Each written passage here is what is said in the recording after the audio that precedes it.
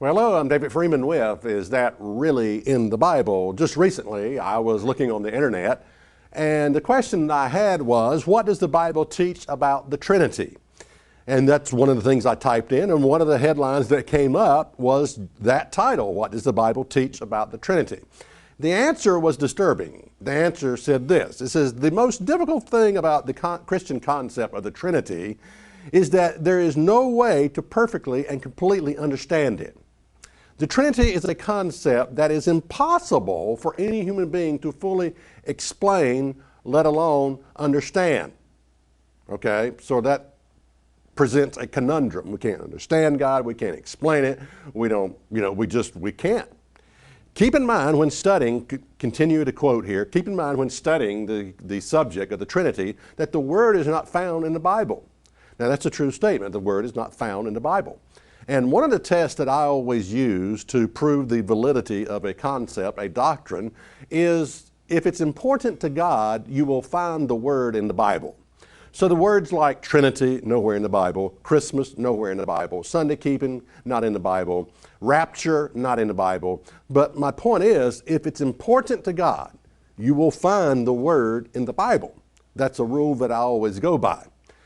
And so things that are not, actually words that are not there, how much, trust or how much faith are you going to put in just concepts made up by men? Well, you shouldn't put a lot of trust and faith in those concepts. So again, if it's important to God, the concept, you will find the word in the Bible. It goes on to say, this explaining the Trinity, it says, God is infinitely greater than we are, therefore we should not expect to be able to fully understand Him. So my question is this, if I wanted to understand God, where would I go? Would I go to an explanation of the Trinity that says we can't understand? It's impossible for man to fully understand? Is that where I would go? Would I go to the Athanasian Creed, which is really an explanation of the Trinity? Let me read parts of this Athanasian Creed for you. It says, whosoever will be saved before all things, it is necessary that he hold the Catholic faith. Now that gives you a clue as where the concept of the Trinity came from. Which faith, except everyone do keep whole and undefiled, without doubt he shall perish everlasting.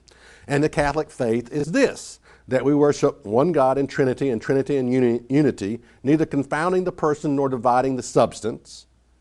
Neither confounding the person nor dividing the substance. That makes a lot of sense, does it not? And neither confounding the person nor dividing the substance. Okay, I already said that. For there is one person of the Father, another of the Son, and another of the Holy Spirit. But the Godhead of the Father, of the Son, and of the Holy Spirit is all one.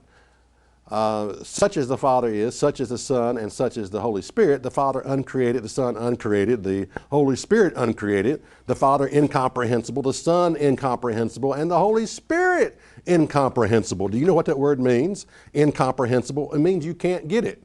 You can't understand it. The Father eternal, the Son eternal, and the Holy Spirit eternal. And yet there are not three eternals, but one. As also there are not three uncreated, nor three incomprehensible, but one uncreated and one incomprehensible. So likewise the Father is Almighty, the Son Almighty, and the Holy Spirit Almighty. And yet there are not three Almighties, but one Almighty. So the Father is God, the Son is God, and the Holy Spirit is God, and yet there are not three gods, but one God. So likewise the Father is Lord, the Son is Lord, and the Holy Spirit is Lord, and yet there are not three Lords, but one Lord.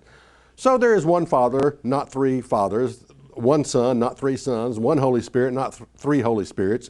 And in this Trinity, none is afore or after other, none is greater or less than another, but the whole three persons are co-eternal together, co-equal, so that in all things as before said, the unity is Trinity and the Trinity is unity is to be worshiped. He therefore that will be saved must thus think of the Trinity. Now this is amazing, amazing. In order to be saved, you got to believe this and you got to think like this. Now, did you get it?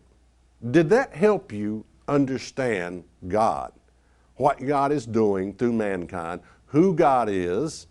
Did any of that help you understand God? No, it didn't help you a bit.